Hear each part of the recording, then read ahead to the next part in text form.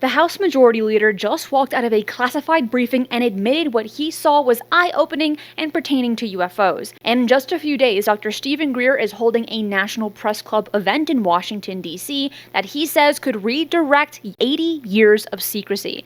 This is going to be very interesting. Hey ufologers, I'm Cristina Gomez, and welcome to this episode of UFO News Updates. Stephen Greer sat down for a new long-form interview with Michael Sandler and discussed Vice President J.D. Vance's recent statements that UAP are demonic. According to Greer, that demonic framing is not accidental. He says it's been engineered for decades and is being pushed right now to shape public perception ahead of a planned disclosure rollout.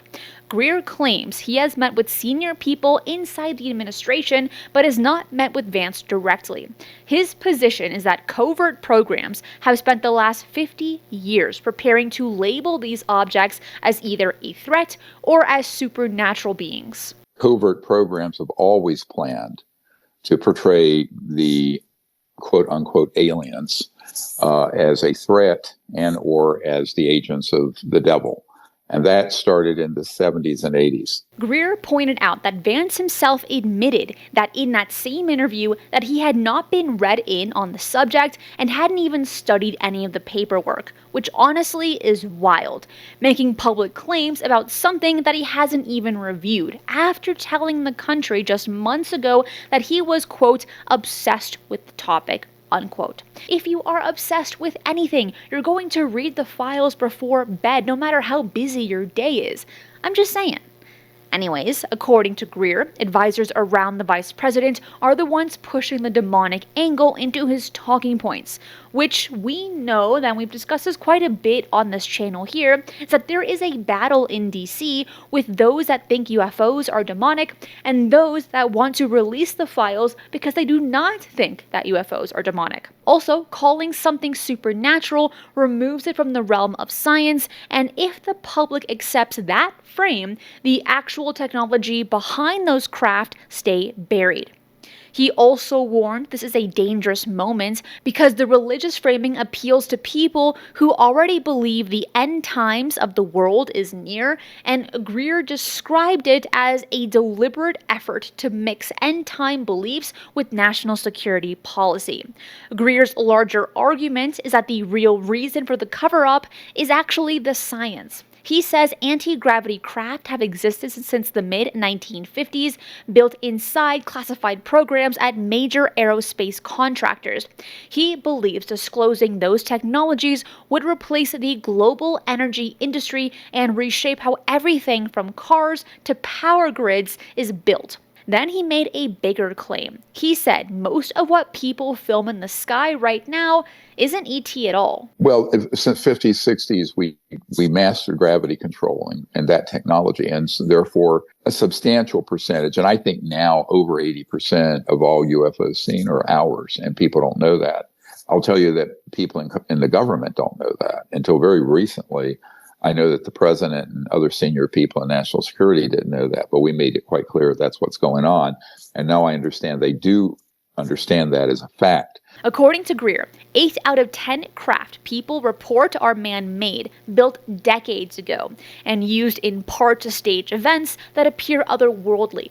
He described it as a psychological warfare program that began inside the CIA back in the 1950s, and that claim is going to be the central to his May 8th National Press Club event, where he says active whistleblowers will speak publicly for the first time about programs that are still operating today. So, if Greer is prepared to put whistleblowers on a stage in Washington, D.C., what does Congress already know? Well, this week, Matt Laslo caught House Majority Leader Steve Scalise walking through the historic old House chamber. Congressman Eric Burleson had previously confirmed that Steve attended a recent classified UAP briefing, so Laslo asked him to confirm it. Hey, how are you, sir? Good. Hey, what's this we hear from Congressman Burleson that you were in a UAP briefing that you had asked to be in? Well, we had a classified briefing that Yeah. some of us went to. Obviously, you can't talk about what was discussed at the briefing. Was it eye-opening for you? Well, whenever you go to a briefing like that, there's some things you see that are eye-opening, and that's about as far as I'll go. When Laszlo asked if the information was unsettling, he said no and left it there. But then Laszlo asked the most important question of the entire exchange. Would you be okay with the American people getting that same information? Obviously, you don't know certain things. There are some things you can kind of get some idea of what's going on. Some things you still don't know all the answers. So Yeah. Did it feel like I'll just leave it at that. foreign adversaries or extraterrestrial? Well, you can't discuss what happens at a classified briefing. In other words, even members of Congress walked out of a sensitive compartmented information facility, a SCIF, and they're not getting all the answers. Are we surprised by that? No. But at least we're getting somewhere. And overall, if you noticed, the exchange was very vague and yet slightly unsettling. Stay with me because there is still more to this story and you do not want to miss what comes next. Greer's National Press Club event is scheduled for May 8th, and he is calling it a 25th anniversary follow-up to the original Disclosure Project event held back in May of 2001 at the same venue. The ballroom holds roughly 350 people, and the rest of the event will be streamed online for those that cannot attend.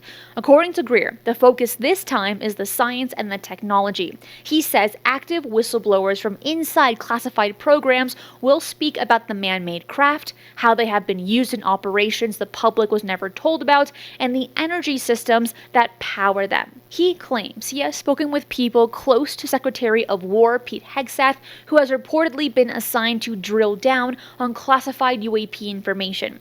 Greer's hope is that accurate information moves from his team to Hegseth, from Hegseth to the Vice President, from the Vice President to the President, before any official rollout happens. Now here is where things get kind of interesting. Greer claims that high strangeness sightings of objects moving silently, without engines, without visible propulsion, are no longer rare. They are being reported by commercial pilots, military personnel, and even ship captains. And one of the most striking recent sightings came from someone with a serious operational background. In 2020, Captain Kate McHugh posted footage of an object her crew watched directly above her vessel, and she described it as a giant black jellyfish-shaped object that floated silently through the center line of the ship. Take a listen. It looked like a black jellyfish, a gigantic black jellyfish, and it sailed right over the retreat, directly through the center line of the ship, right through our X and our stack, and just floated through. Thing was, we had no wind, maybe 5 knots at the time, but this thing was cruising along about 10-15 miles per hour, just cruised right over, and as it passed the stern of the ship, it went a couple hundred meters, maybe 300 to 400 meters, and then it started to descend into the water. But because it was sunset, we couldn't put a rescue boat down to go see what it was, but it disappeared into the water, and we have no idea. It wasn't a drone, there was no noise associated with it. The sighting fits a pattern Greer has described. Objects that move without traditional propulsion, objects that pass between mediums, and in this case from air to water without any difficulty, and whether this was a reverse-engineered human craft, as Greer would argue, or something else, remains in this case a completely open question. But the witness was a sitting commercial captain on a working ship, with multiple crew members watching alongside her. Greer's argument throughout the entire interview was that the outcome of disclosure is going to depend on the public, not by any single one politician. He said leaders have walked up on this issue for decades and then pulled back last minute.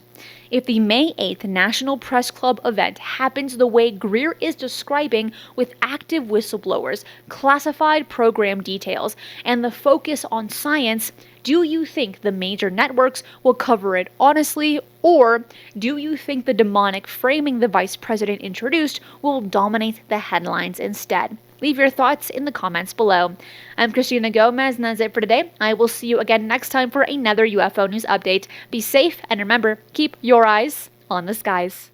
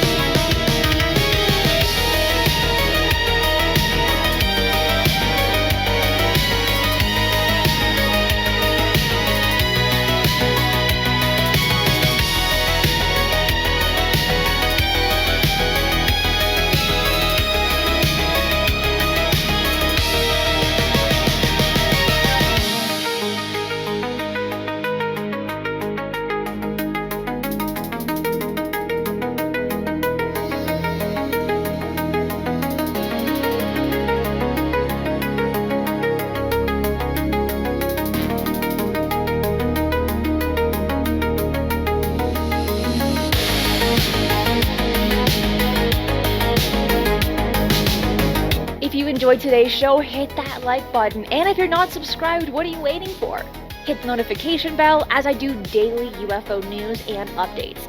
Fresh UAP stories, government disclosures, and breaking developments land here every single day.